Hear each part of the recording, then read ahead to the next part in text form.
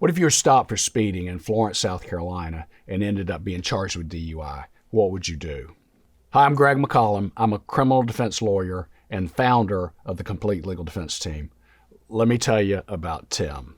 Tim was driving, I think it was late at night, and he was on a divided highway in the Myrtle Beach area, actually coming into Myrtle Beach.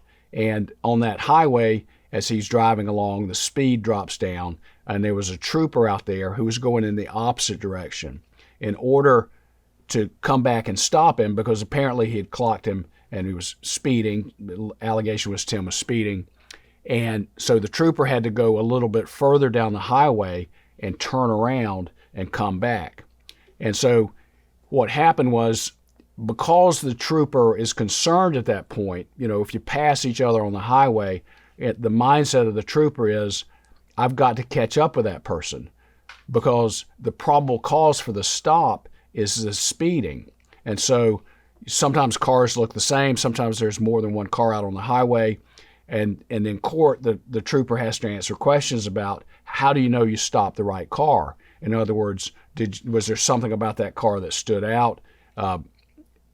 Also, did you lose sight of the car? Because anytime you see something like that and then the trooper loses sight, especially for a long period of time, there's really not evidence that they got the right car. So in that situation, the trooper wants to catch up as quickly as possible. And because it took a while, then he just pulled Tim over right away. Now, normally, what the troopers are going to do is, if they think something suspicious is going on, they're going to turn around, they're going to catch up with you, they're going to get behind you, fairly close, but not right on your bumper, and they're going to start looking for clues. Now, speeding is a basis to pull somebody over, and they can certainly then do a DUI investigation. They do it every day. But in this situation, the trooper didn't get behind Tim and follow him and observe his driving. If he did, probably at that point he would have no reason really to pull him over. He could still pull him over for the speeding. So what happens when the trooper pulls him over? Tim pulls over. The trooper's behind him with the blue lights flashing, gets out of the car, approaches the car, and says, let me have your driver's license, your vehicle registration, and your insurance information. Those are the three things that you're required to have in South Carolina. So in that situation, at that point, you're being investigated for DUI. And the trooper is looking at Tim to really gather evidence.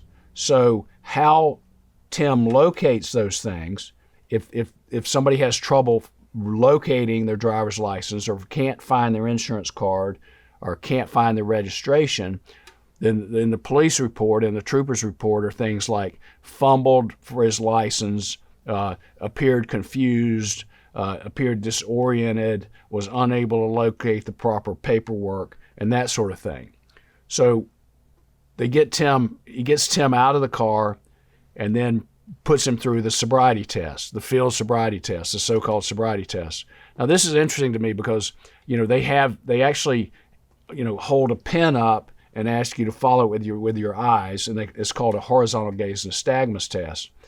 It's complete, if you ask me, complete junk science there. I asked an ophthalmologist, I asked my eye surgeon one time about that test, and he just looked at me in disbelief that they use that on the side of the road to determine if somebody is intoxicated. So that was the medical doctor's opinion. The other thing is a walk and turn, where you walk on a line 9 steps, heel to toe, looking down, hands at your side, which makes it more difficult to balance. Cars are whizzing by, blue lights are flashing in your eyes. If this test, you don't pass a test in school, you get a bad grade. Don't pass this test, you get handcuffed and taken to jail and charged with DUI. So it's very difficult to do that.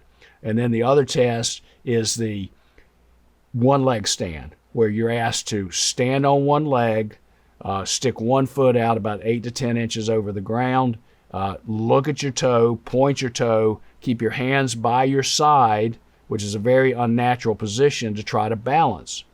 So they're asking you to do this, okay? So this is what Tim is asked to do. Now, a lot of people now just say, no, thank you. I'm not going to do any tests. Now, that probably results in your arrest. But if you ask me, no one's ever passed those tests well enough on the side of the road to not be arrested. And if you look at the position the law enforcement officer is in, if he lets somebody go and then later they injure somebody, they're going to blame him. They're going to say, you had him on the side of the road, you didn't do your job. So there's nothing to be gained by the trooper releasing Tim at that moment. There's nothing to be gained by, if you're pulled over, letting you go. The safest thing for the trooper to do is arrest you. So what does that look like? You tell Tim, turn around and put your hands on the hood of the car. Then they come behind you. They take one hand, handcuff it behind your back, handcuff you like that. In South Carolina, they put you in the front of the patrol car and they put the video camera on you. Now, I should have mentioned that as soon as the police officer is behind you, even before he catches up to Tim, his video camera is running so they can observe your driving and how that's going. As the trooper walks up to the door, that's on camera. The trooper has a camera on him. There's one in his car. They put you in front of the car to do these sobriety tests. So as you struggle with that, it's all caught on camera. That's to build a case against you. That's what they're doing. So in this situation, they take Tim. He's handcuffed. He's taken to jail. His car is towed. He spends the night in jail like everyone does, and then gets out the next day, has to locate his car, has to find out what the towing bill is, has to try to figure out how to get that without a driver's license. So it's a terrible situation to be in. It happens to everybody that way. Once we got the evidence on Tim's case and looked at it, we thought he looked pretty good. And that's really what it comes down to, is how do you look on the video? And if you don't look good, is there an explanation for it? And honestly, in our jurisdiction, there's no incentive to plead to DUI. If we try the DUI case, it takes, say, a day, 3/4 of a day. If you're convicted, it's the same as if you pled guilty. The only difference is you have to sit through the trial and have the jurors hear about you. So in that situation, rather than plead to a DUI, we're always going to try it, okay, unless there's some other severe consequence, but there usually isn't. So in this case, they're going to trial. And so what happened was, speeding is not an indication of DUI. If anything, if you're going faster and you're staying in your lane and you're driving smoothly, it's actually the opposite. It actually indicates that you're able to drive and you're not under the influence.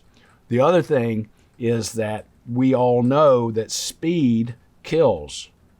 That what kills people is not drunk driving. What kills people are high-speed collisions. If somebody's driving, whether they had anything to drink or not, and they're going at a high rate of speed, and they hit a fixed object, or they run off the road and they roll their car, certainly if they're ejected or something like that, that's a fatality. In this situation, because we were exploring at trial, because if we can show that he stopped the wrong car, okay, then we can get the case thrown out if he stopped the wrong car. It wouldn't matter if Tim was driving under the influence or not if they stopped the wrong car, because they have to have probable cause. So in doing that, in the actual jury trial, I'm trying to establish time and distance. In other words, if the trooper clocks Tim going, say he says he's going, just to make it easy, 60 miles per hour, okay, that means Tim's traveling at a mile a minute. And that if it took him 30 minutes, or excuse me, if it took him 30 seconds to slow down, hit the median, wait till no traffic's coming, pull back out, come back up, at that point, Tim's going to be, if it takes 30 seconds, he's going to be a half a mile away. Okay, so the trooper, he knows what I'm doing, so he's trying to minimize that. The other thing is, at least all the troopers I know, and I used to be a DUI prosecutor, and I knew 40 of them because I handled all their cases. They're all like would-be race car drivers. You know, they're very attracted to the fact that they can drive these cars. They have these fast cars. They have these high-performance engines. They have special, suspensions. The cars are made to go fast. They're made to go faster than other cars. And if you've ridden in one, they're like a race car. So they love that. So in order to minimize the time that it took to catch Tim, the trooper admitted, because of the time he said it took to get him, that the trooper on this road, say the speed limit's 45, the trooper gets up to say 100, maybe broke 100. So I'm arguing to the jury, and I remember this, the example of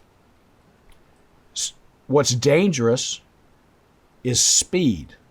And what happened that night, what the trooper did was far more dangerous than what Tim did. What the trooper did, if the trooper had struck somebody, would have likely resulted in a fatality, because he's going 100 in a 45, okay? And I also use the example that if you just pictured a town and everybody in the town was driving drunk, just picture that. Everybody in town is driving drunk, and no one's going over, say, 10 or 12 miles per hour. And people are running into bushes, and people are running in ditches, and people are running off the road, and people are hitting each other like bumper cars. No one would get hurt. But based on what the trooper did, just to catch somebody who was speeding, traveling over 100 miles an hour, that was the dangerous part. So in this particular case, the jury hooked onto that. They bought it, and we got a not guilty. So that's just an example of what happens in a case, how somebody is stopped, and what happened to Tim.